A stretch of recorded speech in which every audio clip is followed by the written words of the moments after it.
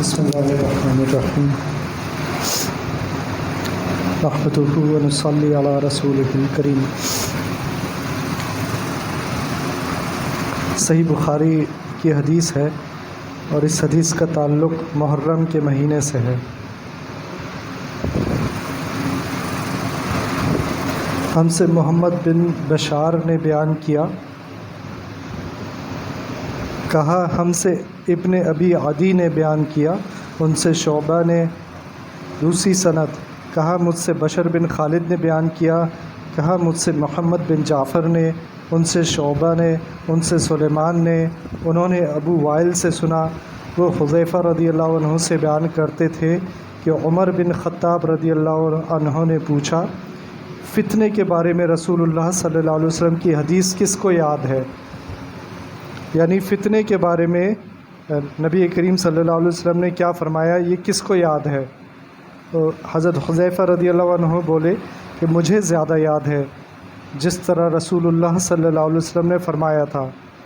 حضرت عمر رضی اللہ عنہ نے کہا پھر بیان کرو، ماشاءاللہ تم تو بہت جری ہو، یعنی بہت جرت والے ہو۔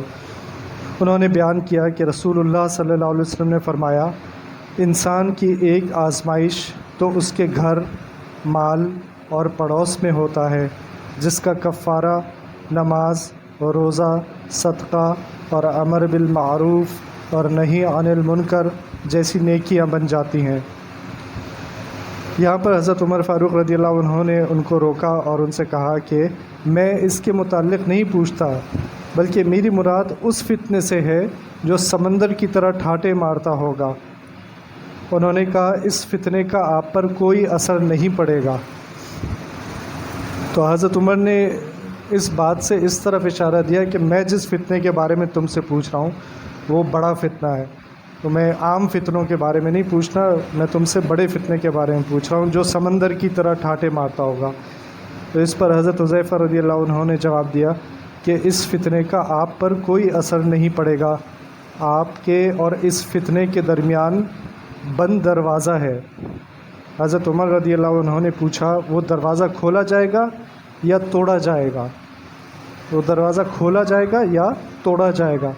انہوں نے کہا کہ نہیں بلکہ توڑ دیا جائے گا۔ حضرت عمر رضی اللہ عنہ نے اس پر فرمایا کہ پھر تو بند نہ ہو سکے گا، یعنی فتنوں کا جب دروازہ توڑ دیا جائے گا تو وہ بند نہیں ہو سکے گا۔ ہم نے حضرت حذیفہ رضی اللہ عنہ سے پوچھا، اب یہ دوسرے افراد ہیں جو حضرت حذیفہ سے بات کر رہے، کیا عمر رضی اللہ عنہ اس دروازے کے متعلق جانتے تھے؟ یعنی کیا انہیں معلوم تھا کہ یہ دروازہ کس کو کہا جا رہا ہے؟ انہوں نے فرمایا کہ اسی طرح جانتے تھے جیسے دن کے بعد رات کے آنے کو ہر شخص جانتا ہے۔ میں نے ایسی حدیث بیان کی جو غلط نہیں تھی۔ ہمیں حذیفہ رضی اللہ عنہ سے دروازے کے متعلق پوچھتے ہوئے ڈر معلوم ہوا، اس لیے ہم نے مسروق سے کہا تو انہوں نے پوچھا کہ وہ دروازہ کون ہے؟ انہوں نے بتایا کہ وہ خود عمر ہیں، وہ دروازہ خود عمر ہیں۔ تو اس حدیث کا ذرا طویل حدیث ہے، اس کا مطلب یہ تھا کہ حضرت عمر رضی اللہ عنہ کے جانے کے بعد ایک دروازہ جس نے فتنوں کو روکا ہوا ہے وہ ٹوٹ جائے گا، اور پھر وہ فتنے نہیں رکیں گے بلکہ فتنے آتے جائیں گے۔ اور حضرت عمر رضی اللہ عنہ کا جو شہادت کا واقعہ ہے وہ پہلی محرم کو ہوا، پہلی محرم کو حضرت عمر رضی اللہ عنہ کو شہید کیا گیا، اور محرم میں حضرت حسین رضی اللہ عنہ کو بھی شہید کیا گیا۔ لیکن عام طور پر ہمیں یہ نہیں معلوم ہوتا کہ پہلی محرم کو، جو کہ سال کا پہلا مہینہ ہوتا ہے، اسلامی سال کا پہلا مہینہ محرم ہوتا ہے، اس کی پہلی تاریخ کو حضرت عمر رضی اللہ عنہ کی شہادت ہوئی، اور ان کی شہادت کے ساتھ ہی فتنوں کا ایک دروازہ تھا جو کھل گیا، اور حضرت عمر خود بلکہ وہ دروازہ تھے جس نے فتنوں کو روکا ہوا تھا، اور ان کے اس حدیث کے مطابق وہ دروازہ ٹوٹ گیا، اور اس کے ٹوٹنے کے بعد فتنے شروع ہو گئے۔ تو یہ جو مہینہ ہے محرم، اس کو ہم اس وجہ سے حرمت والا مہینہ نہیں کہتے کہ اس میں ایک اتنی عظیم المرتبت شخصیت حضرت عمر فاروق رضی اللہ عنہ کی شہادت ہوئی تھی، ہم اس وجہ سے اس کو حرمت والا مہینہ نہیں کہتے. ہم اس وجہ سے بھی اس کو حرمت والا مہینہ نہیں کہتے کہ اس میں حضرت حسین رضی اللہ عنہ کی شہادت ہوئی تھی. یہ حرمت والا مہینہ اس لیے بھی نہیں ہے. یہ حرمت والا مہینہ اس لیے ہے کہ اس کو اللہ سبحانہ و تعالیٰ نے خود حرمت والا مہینہ قرار دیا ہے اور قرآن شریف میں قرار دیا ہے. اور کربلا میں جو واقعہ ہوا یا حضرت عمر رضی اللہ عنہ کی جو شہادت ہوئی، اس کا اس مہینے سے کوئی تعلق نہیں تھا، اس کی حرمت سے، بلکہ اللہ سبحانہ و تعالیٰ نے اس جو قرآن کے نازل ہونے سے پہلے ہی یہ بہت پہلے سے 4 مہینے حرمت والے تھے، ان میں سے ایک مہینہ محرم کا مہینہ تھا جو حرمت والا تھا. رمضان کے روزے فرض ہونے سے پہلے جو روزے رکھے جاتے تھے وہ محرم کے روزے تھے. محرم کے روزے فرض تھے، تو سال شروع ہوتے ہی ہمیں روزے رکھنے ہوتے تھے. جب رمضان کے روزوں کا حکم آ گیا تو پھر یہ محرم کے روزے جو تھے یہ نفلی روزے ہو گئے. اور اب جو 9-10 تاریخ آئے گی محرم کی، اس میں جو روزے رکھتے ہیں ہم لوگ وہ نفلی روزے ہوتے ہیں، لیکن اجر کے لحاظ سے بہت زیادہ ہیں کہ پچھلے سال کے تمام گناہ معاف ہو جاتے ہیں. تو جب یہ نیا سال شروع ہو رہا ہے، عام طور پر ہم وہ عیسوی سال کو مناتے ہیں اور ہم سے مطلب دنیا میں منایا جاتا ہے، لیکن منانے کی کوئی بات نہیں ہوتی. یہ جو لفظ کہا جاتا ہے سال گرہ، اور گرہ کے آخر میں ہوتی ہے ہے. اگر اس ہے کو بدل دیں الف سے تو مطلب ہوگا کہ ایک سال گر گیا، ہماری زندگی کا ایک سال گر گیا. تو اب جیسے یہ محرم شروع ہوئے ہیں تو ہماری زندگی کا ایک سال گر گیا. آپ دیکھتے ہوں گے کہ اس دور میں جو لوگ بڑے بڑے عہدوں پر بیٹھے ہوتے ہیں وہ نہیں چاہتے کہ وہ ریٹائر ہوں. ان کی ریٹائرمنٹ کا وقت قریب آتا جاتا ہے. کوئی ان سے پوچھے کہ آپ خوش ہیں تو وہ کہیں گے خوش تو نہیں ہے. تو چاہے وہ جنرل ہو، چاہے وہ کوئی جج ہو، چاہے کوئی وہ سیاستدان ہو، ہر کوئی چاہتا ہے میری آگے اور بڑھ جائے. ہماری زندگی کا سال کم ہو رہے ہیں ایک ایک کر کے، تو ہمیں اس بات کا احساس ہونا چاہیے کہ ہم اپنی زندگی کیسے گزار رہے ہیں. پچھلا سال بھی آیا ختم ہو گیا، وہ کیسے گزارا. اور ایک دن آئے گا جس کی تیاری ہمیں کرنی ہے، جس دن ہمیں ایک کفن میں لپیٹ دیا جائے گا اور قبر میں ڈالا جا رہا ہوگا. تھوڑا سا سوچنا چاہیے کہ یہ میرے ساتھ بھی ہونا ہے. میں اتنے سارے جنازوں میں جا چکا ہوں، ایک دن میرے ساتھ بھی یہ وقت آنا ہے. کبھی ہاسپٹل میں جانے کا موقع ملے تو جا کے آئی سی یو میں صرف جھانک کر دیکھ لیں کہ آئی سی یو میں جو پیشنٹ پڑے ہوئے، یا آرتھوپیڈک وارڈ میں چلے جائیں جہاں ہڈیوں کا علاج ہوتا ہے، وہاں لوگوں کی کیسی چیخوں کی آوازیں آ رہی ہوتی ہیں. تو ہمیں، اور پھر کبھی ہو سکتا ہے نظر پڑ جائے کس طرح لوگوں کی موت واقع ہو رہی ہوتی ہے اور ہاسپٹل سے جا رہے ہوتے ہیں، پھر ان کے رشتہ دار انہیں لے کے جا رہے ہوتے ہیں. تو ہماری ساری محنت جو ہے نا اس کا رخ بدل جائے گا. جیسے ہمیں یہ احساس ہو جائے گا مجھے مرنا ہے، تو نبی کریم صلی اللہ علیہ وسلم نے حدیث میں فرمایا ہے کہ موت کو کثرت سے یاد کیا کرو. وہ چیز جو ہم بالکل یاد نہیں کرتے اس کو نبی کریم صلی اللہ علیہ وسلم نے فرمایا کہ کثرت سے یاد کیا کرو. اب یہ نیا سال شروع ہو گیا تو ہمیں ایک احساس ہونا چاہیے کہ ایک ایک کر کے سال گزرتے جا رہے ہیں. میرا پچھلا سال بھی گزر گیا، اس میں نے کیا تیر مارا. بڑے خوش ہوتے ہیں ہم جب ہمارا بینک بیلنس بڑھنا شروع ہو جاتا ہے، اور بڑی محنتیں ہوتی ہیں، ہم بہت محنت کر کے پوری زندگی لگاتے ہیں اور ہمارا گھر بن جاتا ہے تو خوش ہو جاتے ہیں. اچھی پسند کی گاڑی مل جاتی ہے تو ہم خوش ہو جاتے ہیں. تو یہ چیزیں دیکھ دیکھ کر ہم خوش ہوتے ہیں. کتنی محنت ہوتی ہے ان چیزوں کے اوپر، کتنی محنت ہوتی ہے اس دور میں کہ اگر کسی کو گھر بنانا ہو تو اسے کتنی پوری زندگی اپنی لگانی، کبھی قرض لے رہا ہے، کبھی شادی کرنی ہے تو اس پہ کتنی محنت ہے.